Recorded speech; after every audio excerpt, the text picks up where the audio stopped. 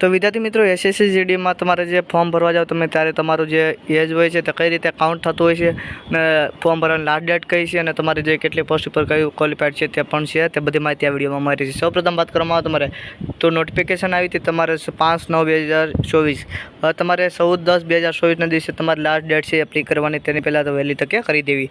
વધારે નીચે સ્લીપ કરવામાં આવે તો તમારું ઓબીસી અને ઈડબ્લ્યુએસ અને યુઆર છે તેના ₹100 છે, એસટી એસટી અને ફિમેલમાં છે તેમાં 0 છે।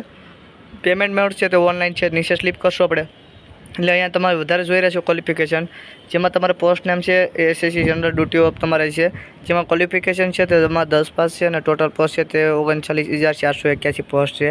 નીચે વધારે સ્લીપ કરશો આપણે તો અહીંયા ફિઝિકલ અને તમારે વેટન ટેસ્ટ અને ડોક્યુમેન્ટ વેરિફિકેશન આ રીતે કંઈક છે।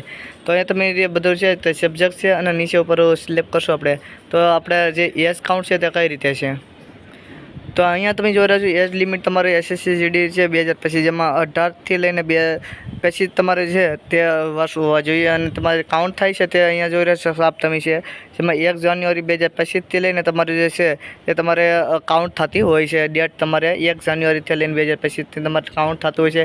ત્યાર વિલ બી ઉપર એજ રિક્સિમ્બ ટુ of 3 years and 5 years for SC અને એસટી, તેને તમારી એજ થતી હોય તેને 3 વર્ષની છૂટછાટ છે અને 5 વર્ષની છૂટછાટ છે તે એસસી ને એસટી માટે છે ને આ ઓબીસી લોકો માટે છૂટછાટ છે। તો અહીંયા કંઈક આ રીતે છે। તો વિડીયો પસંદ આવે તો વિડીયોને લાઇક કરી દેજો અને તમારે જે છે તમારે કઈ રીતે સિલેબસ છે તેને માટે પણ કમેન્ટ કરી દેજો।